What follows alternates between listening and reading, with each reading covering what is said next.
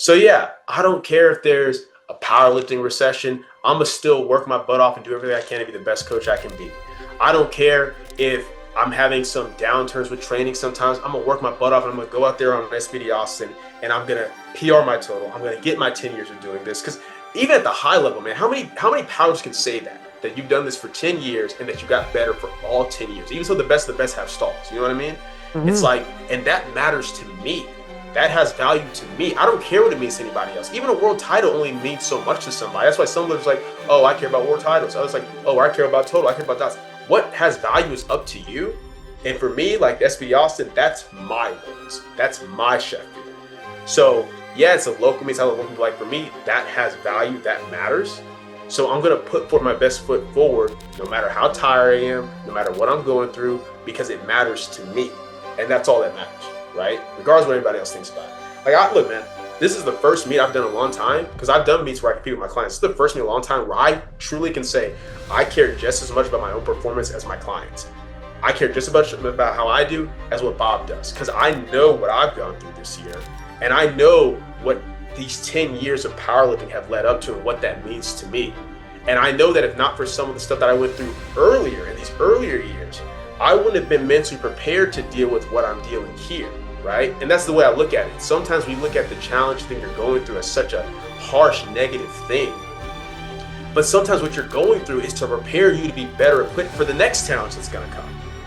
Because if this would have happened to me even 5 years ago, bro, it would have broke me. I promise you it would have. But because of things I've gone through before now, it's like, okay, I can see how even some of the bad things I went through, God used that to sharpen me and equip me to be better prepared for this. And it's not just about me, right? That's why I want to show out at SBD Austin, because even though, yeah, this is for me and I put value on it, like I said, I am those most people. Most of us aren't going to go to Worlds or Nationals. So I want to show that you can still find value in this sport. You can still find something you care about in the sport and work towards it and get just as much satisfaction, fulfillment out of it as somebody who goes to Worlds or as somebody who goes to Sheffield. It's all about what you choose to place your value in, right? And not in the sense of validating yourself through it. I'm validated through Christ and Christ alone, because guess what? Someone can break my legs and I can never powerlift again. All my clients can drop me and then I'm not a coach anymore, right? My wife could leave me. God forbid something happens to my kids, right? All that can be taken away from me. But my faith in Christ, no one can take that from me. So that's what I care about. It's not that I don't care about these other things, but that's my priority. And because of that, though, it leads me to be better in all these other areas. It leads me to be a better coach, better father, better lifter, everything, right? So for me, that's why this meet means so much to me, because it's not just the meet for me. It's a accumulation of all these things I've gone through the past 10 years. And even though it's just 9 lifts and it's just a total, I know in the background what all leads to that performance, right? So yeah, that's why SBD Austin matters to me more than any meet that I've done. Because like I said, a lot of people have main character syndrome, but it's like, I know I'm not the main character. Like God is, Christ is, right? But I'm just grateful to be a part of the process. And I know that what I do goes beyond just me. It's an impact on other people. And if I can go out there and show out that, hey, look, man, despite having a full-time roster, despite spending most of this year concerned about my health, despite the fact that I just had a newborn, if I can go out there and still do my thing, then why can't you go ace that test? Why can't you get that job promotion? Why can't you push through the obstacles you're going through in your marriage? You can. It's just having a willingness to do it. And it's like, once again, not even giving yourself an option for certain things. Giving up's not an option. It's just not. It's not even on the table. It's not even something that I consider. You know what I mean? And if you have that type of mentality with different aspects of your life where you're just like, I'm not going to drop the ball here. I don't care if so-and-so did and still made it. I'm not going to drop the ball here. I'm not going to drop the standard here. You are going to live a better, more fulfilling life, because every time when you wake up in the morning, you look in the mirror, before you go to bed, you look in the mirror, you can say like, I am truly doing the best that I can. And what more can you ask for?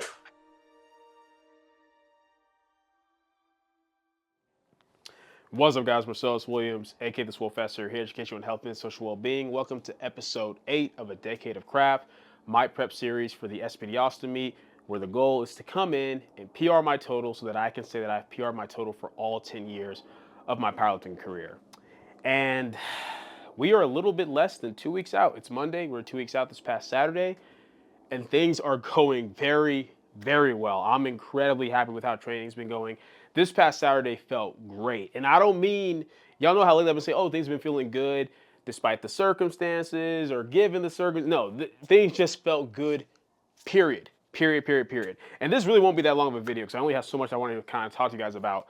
It's also been a very, very busy day. It's going to be another very, very busy week because I mean, shoot, the training footage that you guys saw at the start of this video, that was like at 9:30 a.m. this morning, and I got done around like 10:30, 10:40, and it's currently 4:52 p.m. It's my first time having some type of downtime to sit down and record this part. I wanted to record this a lot earlier, just haven't had time. That's why I also didn't do a mic'd up session for that. I originally wanted to, but I'm just like, yo, I don't have time. I got to get in and get out. Even I was even scheduled about taking some of that extra time I did to show a little bit of pose and show off a little bit of crap. I wanted you guys to kind of see where the physique's at. It's been a little bit since I've shown you guys, and I want to give you guys some updates with that too. But anywho, this past Saturday, when we were officially 2 weeks out, was awesome. So I'm gonna have a couple videos up just for comparison, so you guys can understand why I'm so happy. So you guys know going into nationals, I felt strong. That was my strongest prep that I had so far. The problem was simply with the way the pacing was and how hard we kind of pushed, especially the block before the final block going into nationals. We just came to nationals a little bit more cooked than what we wanted to be. We were still strong, but fatigue was just a little bit higher than we wanted to be, and even the tapering things off didn't quite have us feeling right quite as good as we wanted to, right? Whereas this time around, you guys know we're pacing things a little bit less aggressively, hitting just enough to set us up for the next week, hitting just enough on each block to set us up for the next block, and we are on point right now. So for reference, when I was 2 weeks out from nationals, right, I'll have the clip up on screen, I have both clips up on screen, I hit 468 pounds for my squat where I was 2 weeks out from nationals. Whereas this past weekend, this past Saturday, I hit 474 pounds. And I just want y'all to see the comparisons of these squats. And mind you, I'm in the stiff sleeves with the 468 compared to the softer sleeves here now with the 474 this past weekend, and the 474 undeniably moved better. Undeniably, it moved well. It felt good, even though week twos typically don't feel that great relative to like a week 3 or 4, or even a week 1, right? Because it's coming off that lighter week 1. This week 2 felt pretty good. I felt pretty on point as far as that, so I was really happy with that. With the bench press for my 2 singles, 2 weeks out from nationals, I hit 358 pounds, and we were a little bit under that because of where the top end of the range was. We hit 352 pounds for my 2 singles this past weekend, but I promise y'all, once again, check it out. That 2.5 kg difference is not why I was moving so much better this past weekend. It's just not. We're pacing things better. We're stronger. All that extra off-season work of putting on this mass a little bit faster definitely paid off, which was great. Now, deadlift is the biggest difference in terms of actual load, right? Where you can make the argument that, oh, it's just because it was lighter. But deadlift, 2 weeks out from nationals, we hit 247.5 kg, whereas this time we hit 240 kg, right? But even so, man, like it's just moving so, so well. So the way we're pacing things is great because once again, we're trying to pace things less aggressively, but to have these loads be the same or very similar, or in the case of the squat, heavier and moving so much better 2 weeks out lets me know that, okay, I was already strong going to nationals and I'm moving better than what I was then, right? Despite the circumstances. And that's why I said this was even like given my circumstances, session felt good. I just felt really, really good. So I think we're in a really good spot all in all, considering just everything, but just objectively, contextually, compared to 2 weeks out from nationals, we're in a much better spot for the SPD Austin meet. So I'm super stoked about that. The only other thing that you guys might have noticed is on my deadlift, I'm pulling in the 10 millimeter SPD belt. I was talking about this on my Instagram stories because I was just so mad at myself that I've never tried this, because you guys know that a couple years back I was squatting the 10 millimeter SPD belt only for a little bit. I was in my 13 millimeter Brahma belt. And as I was transitioning, going from weight class, I was in like this weird phase where that belt was too tight, but the 13 millimeter SPD belt felt like too much. So the 10 millimeter SPD belt was really good while I was kind of transitioning in weight. But then December of last year, I was able to go to the 13 millimeter SPD belt, and I've been in that ever since, and that feels great for squats, supportive, great, awesome. But I've been using my A7 Pioneer Cut 10 millimeter belt for deadlifts just because as I've tried different other belts, like I already know I don't pull well in 13 millimeter. I haven't pulled in 13 millimeter since like 2018. I pull best in 10 millimeter, but I've tried different belts, then it's even my custom craft belt that I had that was like a little bit was a lot more conforming than the A7 Pioneer Cut belt. Was great for my positioning, but not great for maintaining my tension and brace off the floor. And with the A7 Pioneer belt, it's been great, but it's kind of the same thing where I just feel like I wasn't maintaining my brace as well. So Saturday morning, I just had the random thought of, let me just try the SPD 10 millimeter belt. I've never tried it for deadlifts. I just assumed that it wouldn't feel as good because I assumed I wouldn't be able to get into the same position, because even though it's a 10 millimeter, it is a bit more belt than the A7 Pioneer Cut belt. So I just assumed I wouldn't be able to get as good in position. I was wrong. I was very wrong. Not only was I able to get in just as good a position, right? But the brace was so much better. Like my tension at the top and being able to hold onto that brace as I go down the bar and wedge and drive through felt worlds better. And I'm so mad at myself, and I'm mad at Michael for not telling, because Michael pulls and tells me the 10 millimeter SPD belt, and he's never suggested it to me. He knows how similar we are in leverages, and he never suggested it to me. To be fair, he assumed that I had tried it and just didn't like it because it's like, well, you had the belt, so surely you tried it because it's me. And that's just what's so funny about it. I'm somebody where I don't leave things to assumptions. I try things. If I have access to equipment, I try. You guys know this. Knee sleeves, belt. I try it. Maybe not for myself, for the sake of you guys, so you kind of can know like what might be best for you based upon your leverages, body composition, goals, whatever. And I just never tried it. So all this time, my deadlift could have been feeling so much better, but better late than never, right? So yeah, I was really happy with this past weekend. And you know what, man? I never thought I would be someone where I was pretty much wearing exclusively SPD for my powerlifting equipment. It's not the SPD. It's just I'm so particular with what I feel like I need. Yet here we are, knee sleeves, wrist wraps, belt for squat, belt for deadlift, even my singlet that I'm wearing, like everything. It's all SPD, which I'm only happy about because I'm gonna be real, bro. When you're wearing like the Titan singlet, the A7 knee sleeves, some random brand of wrist wraps, it ain't as clean look. It's not as uniform, and the craft needs to be clean. So I'm pretty happy about that. It's gonna be dope. Plus, red and black are my two favorite colors, so I'm gonna be really able to show that off on the platform. You know what I mean? Gotta look good, feel good, lift good. So yeah, super happy about that. As for the session this morning, as you guys can see, I showed you guys my bench work, casual, but I mainly wanted to focus on the accessory work and just show you guys that I'm still pushing things, right? Until we get to the week 3, the 1 week out mark, I'm still pushing things. Because one of the worst things I think people can do, right, is take away their stimulus too early. In the same way, you don't want to taper your squat or your bench or your deadlift too early because, yeah, you'll peak and your fitness will shoot up, but it'll shoot up too early. Same thing with accessory work, especially with the way that I'm programmed and the way that I program my clients. The accessory work is such a big part of the stimulus that's keeping the fitness high that if you pull back on it too early, you're not gonna really have anything to taper off, or you might feel good too early. So as you guys can see, we're still pushing things hard. We hit 4 plates on the top set of weighted dips, 100 pounds for the 2x12. Pretty much hitting the max stack on the lat pull down, on the chest press, the rows, pushing my AMRAPs to the appropriate, like RP 8 to 9 on my single joint movements. We're pushing everything. So that way, when we get to the week 3 and we actually pull that back, I'll be able to get more of that boost of recovery. We're like, okay, like the tissues and the muscle feel better. Fitness will still shine through well. And get a little bit of that fatigue off, especially since I don't really taper the squat and bench themselves. The secondary deadlift day, we taper that a little bit, but the squat and bench themselves remain relatively untouched. It's the accessory work around that gets pulled back. So that way we keep things consistent. The things that make me feel strong in week 3 going to week 4 are there, but we pull back some of those other things that we don't necessarily immediately need, right? But if I taper that too early, that's going to be an issue. So make sure you're still pushing your accessory work appropriately, and make sure you're pacing your accessory work appropriately based upon if your movement's there for hypertrophy, health, or stimulus. If y'all want more details about that, y'all can check out my video about that on Powerlifting Now. But yeah, that's honestly pretty much it. That's really all I wanted to go over. Oh yeah, y'all saw the craft. Y'all saw the craft that I was done lifting. I'm currently walking around like 181 pounds very consistently. Some days like 180. Some days if the eating's not quite where it needs to be, 179, but more often than not, 180, 181 pounds.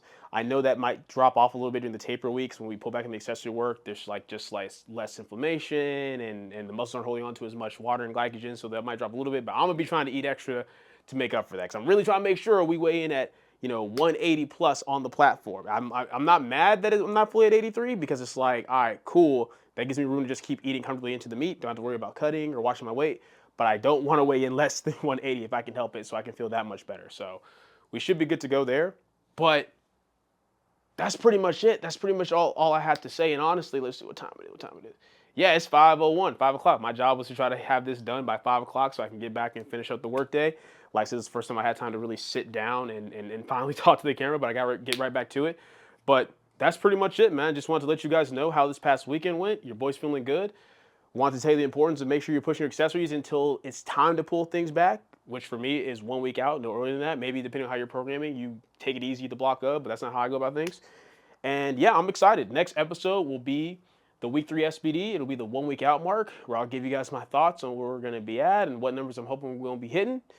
Well, maybe I'll talk about what numbers I'm hoping we're going to be hitting. We don't see. It just depends on what me and Brad talk about to that point. But that's pretty much it for this video, other than what I got out of my 8th year of powerlifting, which this one was easy. All the other ones I had to really think about, this one was easy. Because in my 8th year of powerlifting, that was like year 2022 going into year 2023.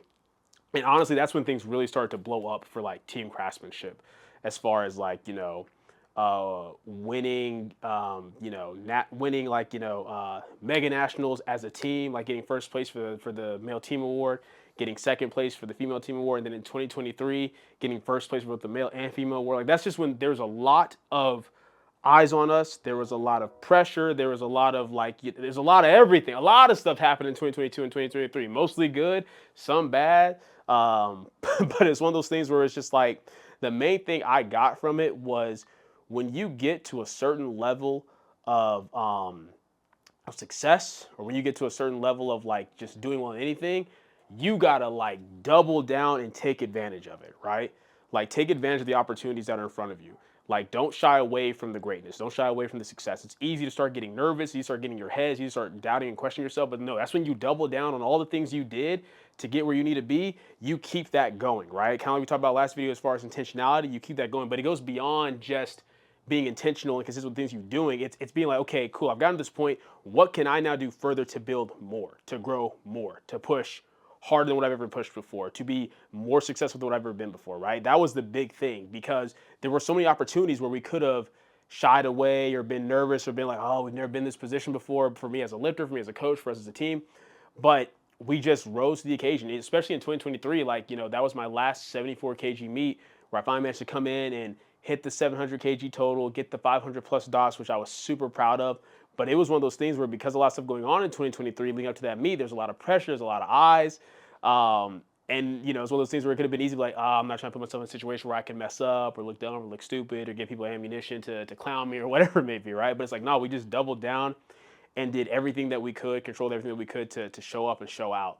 And it made a world of difference, just in terms of, I feel like so much of the success and so much of the longevity, in terms of like just, for example, still getting inquiries consistently and just feeling like we're still a presence in the sport, came from those 2 years specifically. Like we really showed out with it, and it allowed us to then be better set for 2024, which I'll talk about that probably next week. But 2024, when you finally had lifters go to Worlds and just everything like that, it was like those were years where there was a lot of pressure. That's the best way I can put it. Those 2 years, there were lots of pressure, and it could have been the make or break. It could have been like, hey, everything you've done to this point, with this pressure now, all that can mean nothing. You can get pushed down, or you can push through. And that's what we chose to do, man, because like the pressure of those 2 years made us better. It made me better as a person, just with different things that I was going through and dealing with, different conflicts and stuff like that. And yeah, I'm very, very grateful for it. But yeah, that's all I got to say. That's enough yapping. That's it for this video. Hope you guys enjoyed it. If you did, go ahead and leave a comment down below. Let me know what you did. If not, leave a comment down below. Let me know what can get better. Like the video, share, subscribe. Keep it simple, specific, scientific. I'll catch you guys later.